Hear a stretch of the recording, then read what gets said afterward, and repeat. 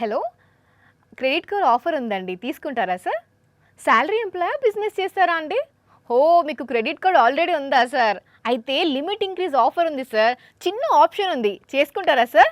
పండుగ ఆఫర్ అండి, ఇది పోతే మళ్ళీ చాలా రోజుల వరకు ఉండదు సార్ అని ఇగో ఇట్లా ఫోన్లు చేస్తున్నారు సైబర్ నేరగాళ్ళు. ఆల్రెడీ ఇక్కడ చేసిండ్రులా, ఇక ఏమైందో వార్తల్లో చూసేయండి. తీయని మాటలు, పుల్లని మాటలు చెప్తూ చెవుల తేనె చక్కెర పోసినట్టు మాట్లాడి క్రెడిట్ కార్డ్ ఇంక్రీజ్ చేస్తామని లింకులు నొక్కిచ్చి లక్షల రూపాయలు మాయం చేసిర్రు. ఇగో ఈ పెద్ద ఆయన దగ్గర మైబాద్ జిల్లా కురవిల భద్రకాళి సమేత వీరభద్రస్వామి టెంపుల్ కొలువు చేస్తాడట.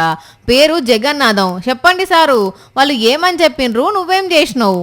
మైకాడ్ యాప్ ఓపెన్ చేయమన్నాడు, నాకు లేదని చెప్పాను. వాట్సాప్ లో మైకాల్ యాప్ లింక్ పంపించాడు, అది ఓపెన్ చేసి నేను ఆయన చెప్పినట్టుగా ఒత్తడం వల్ల నీ పని సల్లగుండా ఎంత పని చేసినవే కాక చెప్పు, ఇప్పుడు ఎంత పోయినాయి డబ్బులు మరి?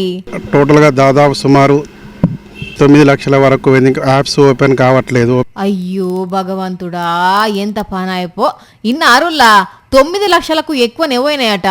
ఇంకా గమ్మత్ విషయం ఏందంటే ఒక్క హెచ్డిఎఫ్సి కార్డ్ నెంబర్లే కాకుండా దగ్గరున్న కారట్ల ఎగిరాలు మొత్తం చెప్తే వాటిలకెళ్ళి కూడా ఊడ్చేసిర్రట. 19:30కి ఫోన్ కొడితే గోల్డెన్ ఆఫర్ కాబట్టి కొన్ని పైసలు పడ్డాయని అంటున్నారు. మరి ఎంతగానం వచ్చినాయో ఈ అన్నకే తెలియాలి. కానీ పోయి పోలీసులకు ఫిర్యాదు చేస్తే విచారణ చేస్తుర్రట. మరి యాడికెళ్ళి కొట్టేసిరో ఎక్కడోలో తెలియదు. కానీ పోలీసు సార్లు ఏమంటున్నారంటే పీకే ఫైల్స్ కానీ ఎవరు కూడా దయచేసి ఓపెన్ చేయొద్దు. చదువుకున్న వాళ్ళకంటే చదువుకున్న వాళ్ళు మాత్రం ఎక్కువ మంది నష్టపోతున్నారు. ఇన్నారు కదా, ఇదట ముచ్చట. జర ఎవ్వల్ని పడితే వాళ్ళని నమ్మి మోసపోకుండ్రులా, పైసలు పోగొట్టుకోకుండ్రి, సరేనా?